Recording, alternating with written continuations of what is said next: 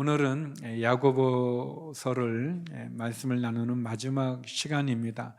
우리가 지난 시간에 불을 통한 시험이라는 제목으로 인생은 끝이 있다는 것, 그리고 인생이 참 짧다는 것을 나누었습니다.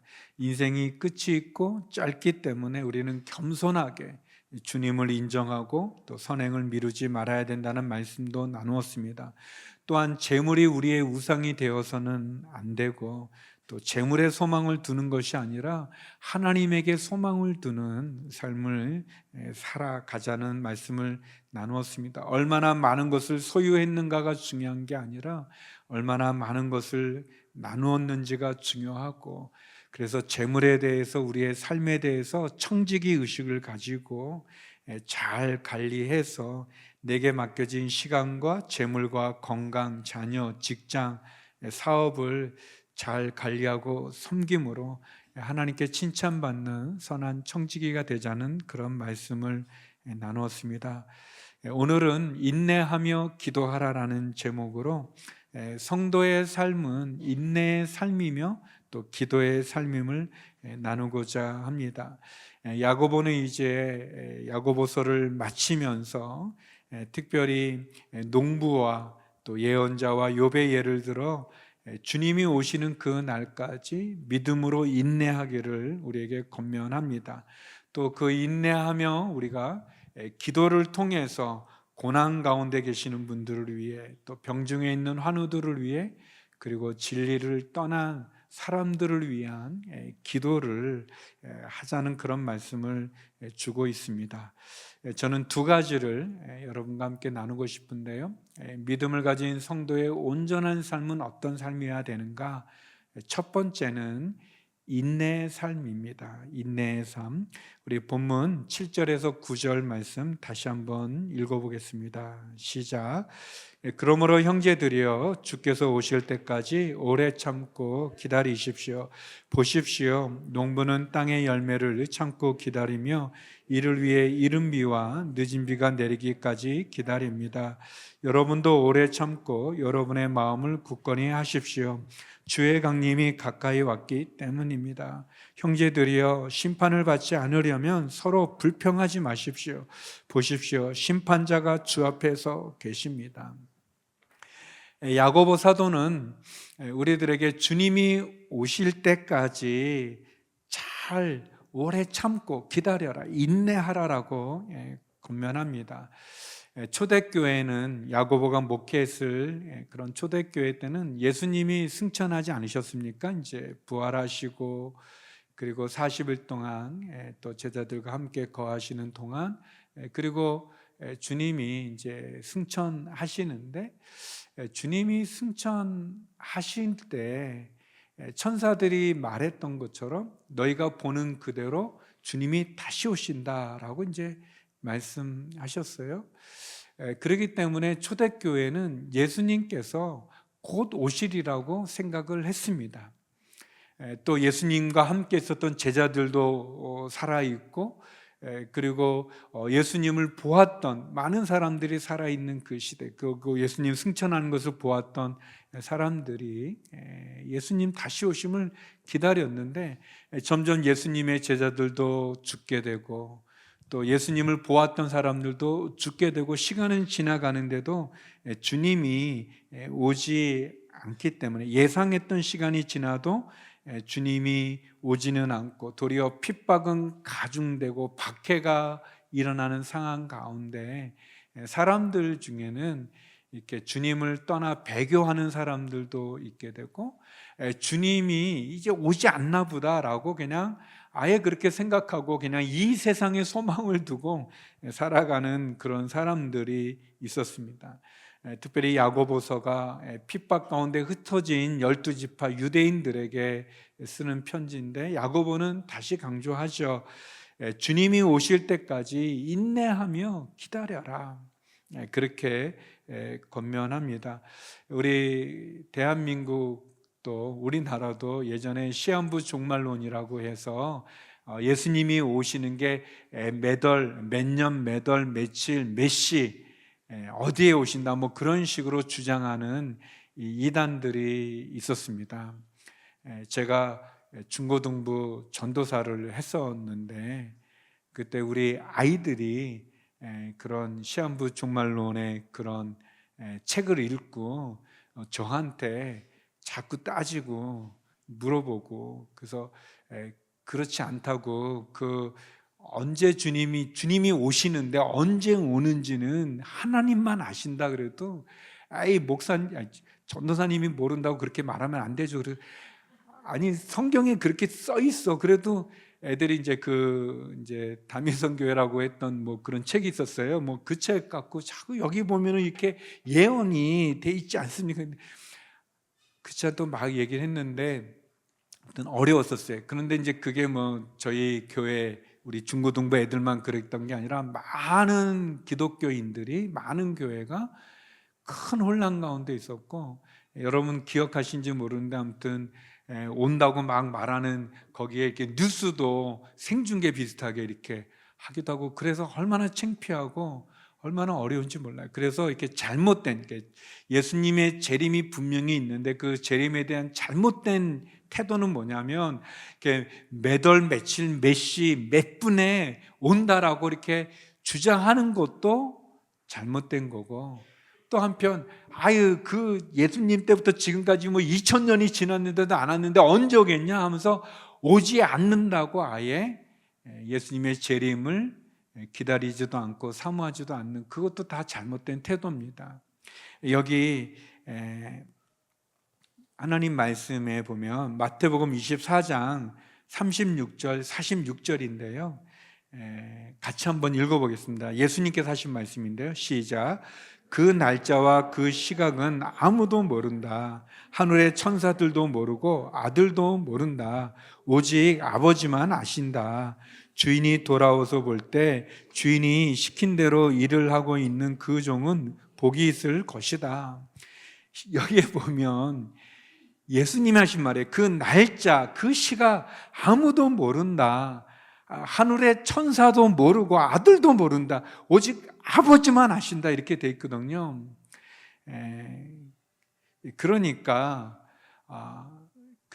우리가 언제, 어느 날, 어느 시간 그렇게 말하는 거는 다 이단이에요. 그런데 우리가 걱정하지 않아도 되는 것은, 그러면 예수님이 오셨는데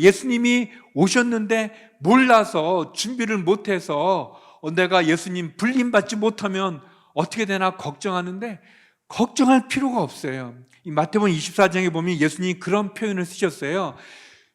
번개가 동에서 서에서 이렇게 칠 때 사람들이 다 보며 아는 것처럼 주님이 언제 오시는지를 알아요. 알 수 있어요. 그 정확한 날짜와 시간은 하나님만 아시지만 주님이 우리에게 오셨을 때는 우리가 모르지 않는다는 거예요. 걱정할 필요가 없어요. 중요한 것은 주님이 언제 오셔도 부끄럽지 않은 그런 믿음 가운데, 그런 은혜 가운데 있어야 되는 거예요. 저는 그런 생각도 들었어요. 제가 결혼하고 제주도로 신혼여행을 갔는데, 비행기가 이렇게 이제 부산에서 이제 비행기로 이제 제주도를 가는데, 그때 주님 오시지 마세요. 이제 조금만, 며칠만 있다가 그런 마음이 들어요. 제가 깨닫게 됐으니까 알게 된 건 뭐냐면, 여러분, 주님이 안 오시는 게 아니라 많은 사람들이 있는 거예요. 우리 부모님 초청 영상 본 것처럼 우리 부모님이 아직 안 믿으면 할 수 없잖아요. 저는 어렸을 때 저희 아버님, 어머님이 교회를 안 다니셨거든요. 어머님은 절에 다니셨던 분이고 아버지는 절도 안 가시고 종교가 없는 분이셨는데, 그때 복음성가가 많지 않았어요. 경배 찬양곡이 많지 않았어요. 굉장히 가스펠이라고 해서 몇 개 안 됐었어요. 많이 불렀던 것 중에 예수님 찬양이라는 게 있어요. 예수님 찬양, 참 몇 개 되지 않는 노래 중에 그게 있는데, 그 예수님 찬양의 4절인가 5절인가 6절쯤, 그게 굉장히 긴데 5절인가 4절쯤에 그런 게 있어요. 어서 오소서, 어서 오소서, 예수님 어서 오소서. 그런 가사가 있었는데요. 제가 그렇게 다 부르다가 이렇게 박수 치며 신나게 부르다가 그 절, 예수님 어서 오소서 그 절에는 못 불렀어요. 왜냐하면 아직 부모님이 안 믿으니까 오면 안 되잖아요. 지금 결혼했는데 신혼여행 가는데 여러분 사람들마다 다 그런 게 있는 거예요. 저가 깨달은 거예요. 왜 예수님의 재림이 일찍 오지 않았을까? 기다리시는 거예요. 기다리는 것도 있고, 이 성경 말씀에도 있는 것처럼 우리가 돌아오기까지 기다리심도 있고, 사람들을 만나 주신 거예요. 야고보가 권면합니다. 그 날과 그때는 모르지만 언제 주님이 오셔도 부끄럽지 않을 그런 신앙인의 삶을 살고, 또 주님이 주시는 그 기회, 아직 오지 않으셨다는 것은 우리에게 기회를 주시는 거예요. 그 기회를 갖고 우리가 기도하고 또 복음을 전하고 돌아오도록, 사랑하는 사람이 지옥에 가면 안 되잖아요. 그런 마음으로 주시는 그 기회를 갖고, 또 우리 자신이 죄악 가운데 있으면 돌이키는 그런 기회를 갖고 우리가 주님께 나가는 거죠. 그러면서 야고보는 우리에게 말합니다. 참고 기다려라, 인내하라고 얘기합니다. 그러면서 인내에 대한 세 부류의 예를 들어줘요. 첫 번째는 농부의 인내입니다. 농부의 인내. 다시 말하면 농부가 이렇게 씨를 뿌리고 열매를 맺기까지 기다리잖아요. 농부가 여러분 씨 뿌리고 뭐 다음날 추사로 가는 그런 농부 없잖아요. 한 달도 안 됐는데 추사하겠다는 분 없잖아요. 봄에 씨를 뿌리는 분은 가을까지 기다리잖아요. 그런데 여러분, 농부가 씨만 뿌려놓고 그냥 가을 때까지 그냥 잠자고 뭐 여행 가고 그렇게 하는 농부가 있나요? 그렇지 않잖아요. 씨를 뿌리면 그게 잘 자라는가 보지 않습니까? 물이 없으면 물을 이렇게 대주고 비를 기다리고 그렇게 애쓰잖아요. 또 이렇게 병충해 또 이렇게 상하지 않도록 또 이렇게 약을 치기도 하고 수고하는 거죠. 농부의 인내가 주는 교훈은, 우리가 주님 오실 때까지 그냥 뭐 기도원에 가가지고 언제 주님 오시나 이렇게 뭐 하늘만 바라보는 그런 게 아니고, 우리에게 주어진 일상의 삶, 농부가 그런 것처럼 우리에게 주어진 일을 잘 감당하면서, 그러면서 주의 재림을 기다리는 거예요. 인내하는 거죠. 농부의 인내가 우리에게 주는 교훈은 우리가 해야 되는 일을 하면서 기다리라는 거예요. 또 두 번째는 예언자의 인내예요. 여러분, 우리 본문 10절에서 12절 말씀 같이 한번 읽어보겠습니다. 시작. 형제들이여, 주의 이름으로 말씀을 전한 예언자들을 고난과 인내의 본으로 삼으십시오. 보십시오, 우리가 인내하는 사람을 복되다고 말합니다. 여러분이 욥의 인내를 들었고 주께서 주신 결과를 보았습니다. 주는 자비와 긍휼이 많은 분이십니다. 내 형제들이여, 무엇보다도 맹세하지 마십시오. 하늘이나 땅이나 다른 어느 것을 두고도 맹세하지 마십시오. 여러분이 그렇다 할 것은 그렇다 하고 아니다 할 것은 아니다 해서 심판을 받지 않도록 하십시오. 여기에 보면 주의 이름으로 말씀을 전한 예언자들이 그 고난과 인내의 본을 받으라는 거예요. 예언자들이 어땠는가? 여러분, 이제 구약을 보면 예언자들이 하나님의 말씀을 막 전하고, 뭐 제가 볼 때는 이 하나님의 말씀을 전하는, 이 역사적으로 보면요, 역사적으로 하나님의 말씀을 전하는 사람들 중에 제일 좋은 사람이, 그러니까 이 상황이, 환경이 제일 좋은 사람이 지금 대한민국에 있는 목회자들인 것 같아요. 좀 웃어야 되는데 안 웃으시는 거죠. 제가 볼 때는 그래요. 여러분, 구약도 그렇고 역사적으로 보면 이 말씀 전하는 사람들이 다 힘들었어요. 저는 제가 그 신학교 간다고 그랬을 때 그 제 친구들이나 어른들이, 집안 사람들이 다 불쌍하게 봤어요. 여러분, 그런 말 옛날에는 있었는데, 뭐냐면 이 도시에 사는 쥐들이 이 시골쥐를 굉장히 불쌍하게 봤거든요. 우리가 보릿고개 입고 막 가난하니까 먹을 거 없다고. 저가 이렇게 신학교 갔을 때는 다 불쌍하게 봤어요. 참 고생한다고 생각해서 그렇게 봤거든요. 그런데 제가 신대원 다니는데 이 조사를 했는데 거기에 목회자가 이 인기 있는 그 신랑감에 한 7번째인가에 들어갔어요. 상상할 수 없었던. 근데 이게 그쯤에 들어간 10위 안에 들어가 있었어요. 지금이 제일 좋은 것 같아요. 여러분, 구약에 보면 에스겔이라는 선지자 있거든요.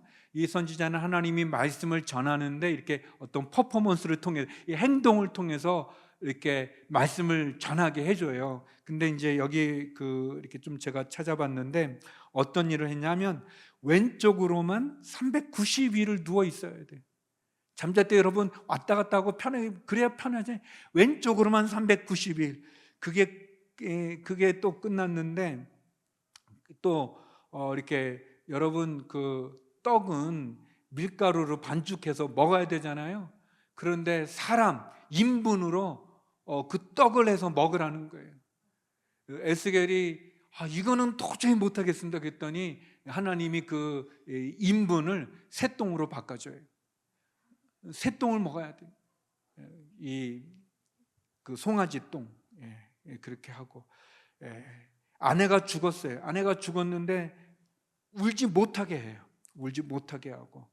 또 이사를 해야 되는데 이 행구 이렇게 짐을 쌌는데 이 성문으로 들어가야 되는데 성문으로 못 들어가게 하고 성벽을 뚫고, 그 얼마나 힘들어요. 성벽을 뚫고 글로 이삿짐을 나르게 하는, 너무 고통스러워요. 예레미야라는 선지자는 있는데 이 예레미야 선지자는 이 진흙 먹을 것도 없는 그 깊은 우물인데 거기에 진흙이 가득 있는 거기에 빠져가지고 이렇게 빠뜨린 거죠. 빠뜨림을 당한 거죠. 거기서 있게 하고 아무것도 없는, 그런데 매일 그냥 이 떡 한 덩이 떡으로만 살아가게 하고 또 매 맞고 옥에 갇히고 또 나중에는 강제로 애굽에 끌려가고 결국은 순교하게 되는 그런 그 고난, 그 말로 다 할 수 없는 그런 고난들을 받았지만, 그러나 그 예언자들이 인내하며 하나님의 말씀을 전하는 거예요. 예언자들의 인내를 통해 우리가 배울 수 있는 건 우리의 믿음을 지키는 가운데 있는 고난과 핍박과 박해에도 흔들리지 않는 그런 인내가 우리에게 필요하죠. 그리고 세 번째는 욥의 인내를 얘기합니다. 욥은 우리가 아는 것처럼 많은 고통을 받은 분 아닙니까? 그러나 그 고난 가운데도 욥이 인내하며 참는 거죠. 참으면서 하나님을 바라보죠. 욥이 그런 고백을 합니다. 욥기 23장 10절에 보면 그러나 그분은 내가 가는 길을 아시는데 그분이 나를 시험하시고 나면 내가 순금같이 나을 것이다 그랬어요. 욥은 그가 가지고 있던 모든 재산도 없어질 뿐만 아니라 그의 자녀들도 다 죽임을 당하는 슬픔을 당할 뿐 아니라 자기 몸에도 엄청난 악성 피부병으로 고통받게 되어지는 그런 상황, 또 그의 친구들이 위로하려고 찾아왔다가 계속 그를 정죄하는 그런 고통 가운데 욥이 고백하는 거예요. 그분이 나를 단련하신 후에는 내가 순금같이 나아가겠다라고 얘기합니다. 욥의 고난은 어떻게 보면 마치 조각가가 이 큰 대리석을 이렇게 정을 가지고 이렇게 조각하지 않습니까? 그 돌은 그 조각가가 정으로 자기를 찍을 때마다 고통스럽지만 나중에 한 걸작품이 완성되어지는 것처럼 욥의 고난은 마치 나라고 하는 것을, 하나님 고난이라는 그 정을 가지고 우리를 만들어 가시는 거예요. 하나님의 작품으로, 하나님의 사람으로 세워져 갈 만큼 해주는 거죠. 사랑하는 성도 여러분, 성도의 삶은 궁극적으로 인내의 삶이에요. 인내, 우리에게 주어진, 주님이 다시 오실 때까지 우리에게 주어진 일을 잘 감당하면서 고난과 핍박과 박해 가운데도 인내하면서, 그리고 그 고난과 박해라고 하는 정을 통해 나를 만들어 가시는, 정금처럼 순금처럼 만들어 가시는 그 하나님을 바라보면서 주님이 오시는 그 날까지 인내하며 승리의 삶을 살아가는 것, 그것이 우리에게 필요하죠. 시브리서의 말씀과 같이 믿음의 주여 온전케 하신 예수를 바라보는 거죠. 믿음으로, 인내로서 믿음의 창시자요 완성자이신 예수님을 인내로서 바라보며 나가는 거죠. 원망하는 것이 아니라, 쉽게 그냥 맹세하는 것이 아니라, 말로만 맹세하는 게 아니라, 우리가 불평하지 않고 원망하지 않고 인내로서 예수님을 바라보고 십자가를 바라보며 나가는 겁니다. 적어도 이 시간 여기 계시는 성도 여러분, 그리고 또 우리 유튜브를 통해 함께 예배드리는 성도 여러분, 적어도 우리가 주님 오시는 그 날까지, 주님이 언제 오시든지, 우리 살아있을 때 오시든지, 또 우리가 주님께 가든지, 우리 모두가 다 인내함으로, 주님이 오시는 날까지 인내함으로 승리하는 저와 여러분 되기를 주의 이름으로 축원합니다.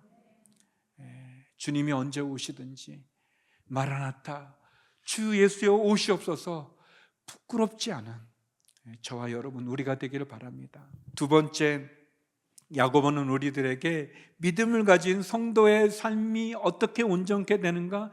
인내와 더불어 기도의 삶을 얘기하고 있습니다. 기도를 이야기합니다. 우리 13절에서 16절 말씀 같이 한번 읽어보겠습니다. 시작. 여러분 가운데 고난당하는 사람이 있으면 기도하십시오. 즐거운 사람이 있으면 찬송하십시오. 여러분 가운데 병든 사람이 있으면 교회 장로들을 초청해 주의 이름으로 기름을 붓고 그를 위해 기도하게 하십시오. 믿음의 기도는 병든 사람을 낫게 할 것이며 주께서 그를 일으키실 것입니다. 비록 그가 죄를 지었을지라도 용서받을 것입니다. 그러므로 서로 죄를 고백하고 병 낫기를 위해 서로 기도하십시오. 의인의 기도는 역사하는 힘이 큽니다. 여기 보니까 기도하라고 했어요. 고난당한 사람이 있습니까? 기도하십시오. 여러분, 성도의 삶은 기도의 삶입니다. 하나님이 우리에게 주신 축복이 있다면 그것은 하나님께 기도할 수 있다는 겁니다. 기도할 수 있는 거예요. 하나님이 우리에게 주신 가장 큰 선물이 기도입니다. 이 사단이 두려워하는 사람이 누군가? 기도하는 사람을 두려워해요. 성경의 지식을 많이 아는 사람? 사단, 예수님에게 성경을 가지고 시험했던 존재입니다.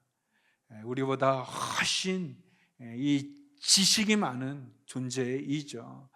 그러면 뭐 성령의 능력이 많은, 그래서 막 귀신을 쫓아내고 뭐 병을 낫게 하는 그런 사람을 귀신이 가장 두려워하는가? 교만한 마음을 집어넣어서 그 은사가 있는 사람들이 넘어지는 거 얼마나 많이 봅니까? 뭐 목사라는 타이틀을 두려워할까요? 그렇지 않죠. 목사라는 타이틀 때문에 범죄하는 목회자가 또 얼마나 많습니까? 부끄러울 정도로. 기도하는 사람을 왜 사단이 두려워하냐면, 기도하는 사람은 하나님의 손을 붙잡고 있는 거예요. 하나님과 대화를 나누는 거예요. 하나님과 교제를 하고 있는 거예요. 그러니 두렵죠. 여러분, 예수님께서, 우리가 사복음서를 어느 신학자가 이렇게 보면 예수님이 가장 많이, 공생의 3년 동안 가장 많이 하셨던 시간이 기도하는 시간이었다고 그래요. 예수님이 제자들에게 말씀을 가르치는 것, 환자들을 고치는 것, 그것보다도 기도하는 시간이 그분의 3년의 공생의 가운데 가장 많은 시간이었다고 그래요. 우리가 아는 것처럼 십자가 지기 전에도 겟세마네에서 기도하시잖아요. 또 이른 새벽에 또 아직 미명일 때도 기도하러 가시지 않습니까? 오병이의 기적을 통해 많은 사람들이 예수님 왕으로 삼고자 많은 무리들이 그렇게 할 때도 예수님 그들을 피해 산으로 올라가 기도하시지 않습니까? 예수님께서 기도의 본을 보여주셨어요. 여기 보면 그 세 부류의 사람을 얘기하죠. 첫 번째, 고난 가운데 계신 분들 기도하라고 얘기합니다. 고난당한 사람이 있습니까? 기도하십시오 그랬어요. 여러분, 우리가 당한 고난을 이길 수 있는 것은 기도입니다. 우리의 당한 고통을 이길 수 있는 그 문제를 해결해 주는 그 하나님께 기도하는 거죠. 여러분, 우리가 문제를 놓고 고난을 놓고 기도하면 두 가지가 일어나죠. 하나는 뭐냐면 하나님께서 그 고난을 바꿔주세요. 그 상황을 바꿔주세요. 문제를 풀어주시는 거예요. 해결해 주시는 거예요. 아니면 두 번째는 그 문제가 해결되지 않아도 그 문제를 감당할 수 있는 힘을 우리에게 주시는 거예요. 상황을 바꿔주시든지 아니면 그 상황을 감당할 수 있도록 나를 바꿔주시든지 그렇게 역사해 주시는 거예요. 여러분, 고난 가운데 있을 때, 문제 가운데 있을 때, 시련 가운데 있을 때 기도는 하나님이 우리에게 주신 선물이에요. 특권이에요. 하나님의 손을 붙잡는 거예요. 하나님께 대하는 거예요. 하나님과 교제하는 거예요. 그게 얼마나 귀합니까? 두 번째, 여기 보니까 병든 분들을 위해 기도하라고 그랬어요. 병든 사람이 있으면 교회 장로를 초청해 기도하라고 그랬어요. 주의 이름으로 기름을 붓고 기도하라고 그랬어요. 여러분, 병 들었을 때 우리가 기도하는 겁니다. 기도하는 거예요. 여기에 기름을 붓거니, 이 기름은 이 치료제의 의미로 사용되어지는 거예요. 성령의 역사를 의미하기도 하고, 성령의 역사를 의미하기도 하고, 또 이 기름 자체가 그때 당시에 이렇게 우리 약같이 사용된 거예요. 예레미야서 말씀 가운데 보면 예레미야 8장 22절인데 우리 같이 한번 읽어보겠습니다. 시작. 길앗에는 향유가 없느냐? 그곳에는 의사가 없느냐? 그런데 왜 내 백성의 딸의 상처가 치료되지 않느냐라고 되어 있어요. 병든 사람들을 위해 기름을 부으라는, 이것은 치료하는 거예요. 이 길앗에 향유가 없느냐? 치료하는 것을 의미해요. 그래서 우리가 예수님 믿고 하나님 믿는 사람들이 조심해야 될 게, 이 병나면 여러분 병원에 가셔야 돼요. 의사의 진단을 받아야 되는 거예요. 치료받아야 되는 거예요. 예수님께서 소경을 고쳐주시고, 보지 못하는 분을 고쳐주셨을 때 어떨 때는 말씀만으로 고쳐주시기도 하셨고, 어떤 경우에는 이 진흙을 이렇게 눈에 바르고 실로암이라는 곳에 가서 씻으라라고 이렇게 말하기도 하셨어요. 예수님 어떨 땐 말씀으로도 고치고 어떨 때는 이런 재료 같은 거를 사용하셔서도 고치기도 하셨어요. 우리가 1차적으로 병이 걸리면 병원에 가서 진단을 받으셔야 돼요. 믿음으로 그런 게 아니에요. 그 믿음이죠. 의사 선생님의 손길을 통해 우리를 고쳐주시는 거예요. 그런데 그것만이 전부가 아니라 하나님께 기도하는 거예요. 하나님, 의사 선생님의 수술을 통해서, 의사 선생님의 진단을 통해, 약을 통해 하나님 저를 고쳐주세요 라고 말하는 거예요. 우리의 삶 가운데는 의학적으로 고칠 수 없는데 나음받은 기적들이 있어요. 마찬가지로 또 하나님께서 의학을 통해서, 의술을 통해서 우리를 많이 고치시는 거예요. 여러분, 병은 크게 보면 여러 내용들이 있어요. 죽을 병이 있죠. 그것은 하나님이 우리를 데려가시기 위해서 주시는 거예요. 최선을 다하지만 주님이 우리를 데려가시는 것, 생명이 주께 있는 거예요. 그분의 시작과 끝이 그분에게 있어서, 그래서 그것으로 우리가 주님을 올려드리면 되는 거예요. 또 우리가 죄를 지어서 오는 병이 있어요. 죄악 가운데 그 죄에 대한 징계로 오는 병이 있어요. 그 병은 회개해야 되는 거예요. 그 죄악에서 돌이켜야 되는 거예요. 그런데 우리가 이 몸에 안 좋은 습관들이 있어요. 우리의 이 욕심, 우리의 이 욕심으로 인해서 먹지 말아야 될 것들을 먹고 하지 말아야 될 행동들을 하면서 오는 그런 병들이 있어요.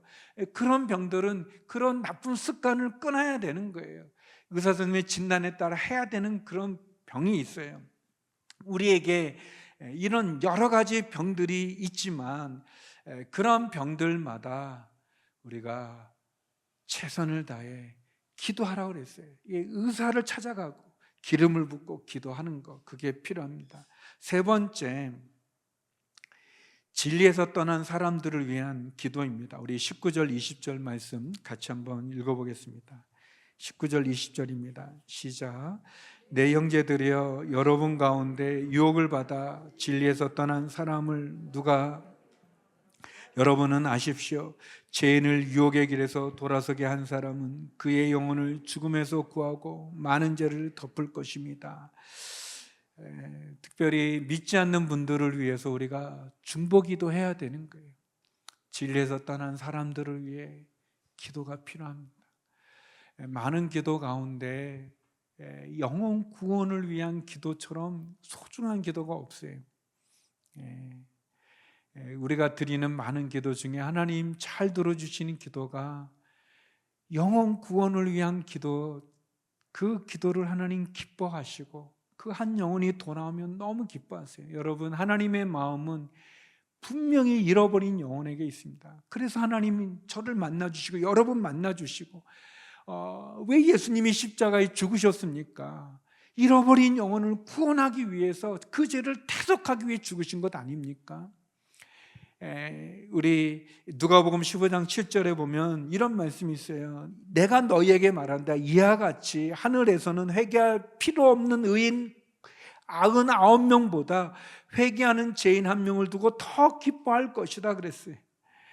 한 명의 잃어버린 영혼이 돌아오면, 죄인 한 명이 돌아오면 그 천군 천사들이 하늘에서 잔치를 여는 것처럼 기뻐한다고 그랬어요.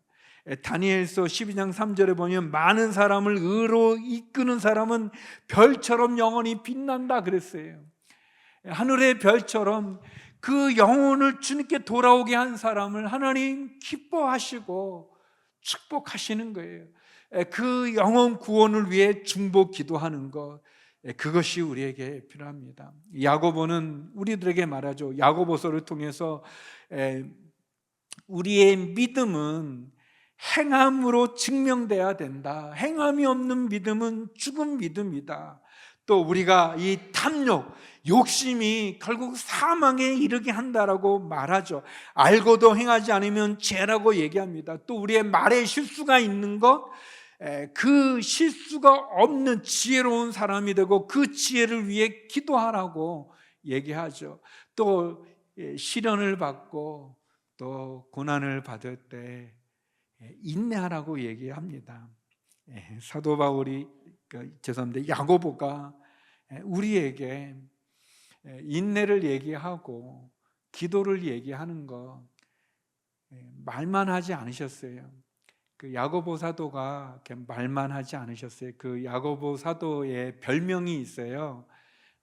그 예수님의 동생이셨는데 별명이 낙타무릎이라고 그랬대요. 여러분, 우리는 이렇게 두 개잖아요. 이렇게 무릎이 이렇게 딱 두 개잖아요. 낙타는 이게 세 개예요. 세 개가 되는데 우리하고 좀 달라요. 그런데 이렇게 꿇어 앉고 그래가지고 그 무릎이 이렇게 둥그렇게 아주 굳은 그 부분이 저희하고 많이 다른데, 마치 그런 낙타의 무릎처럼 야고보가 하나님께 무릎 꿇고 기도한 그거가 얼마나 큰지 그런 말을 했어요. 야고보가 기도의 사람이었습니다. 또 야고보는 인내의 사람이었고 저희들에게 그렇게 말씀하시는 거예요. 사랑하는 성도 여러분, 야고보서가 오늘로 마치지만 야고보서는 우리들에게 우리의 믿음이 어떤 믿음인지를 돌아보게 해주죠. 사랑하는 성도 여러분, 우리가 인내하는 삶을 통해서, 인내하는 믿음을 통해서, 기도하는 삶을 통해서, 기도하는 믿음을 통해서 우리의 믿음이 온전하기를 간절히 소망합니다. 주님이 오시는 그날까지 인내하십시오. 그리고 기도하십시오.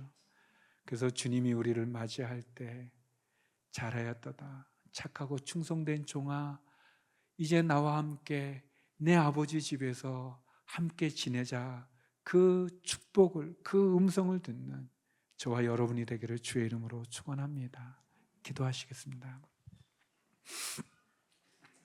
거룩하신 아버지 하나님, 말씀과 같이 주님이 오시는 그 날까지 인내의 삶을, 주님이 오시는 그 날까지 기도의 삶을 통해 온전한 믿음의 삶을 살아가는 저희가 되게 하여 주시옵소서. 주의 십자가 바라보고 주님 오시는 그 날까지 인내와 기도로 믿음으로 승리하는 저희들로 축복하여 주시옵소서. 예수님 이름으로 기도드립니다. 아멘.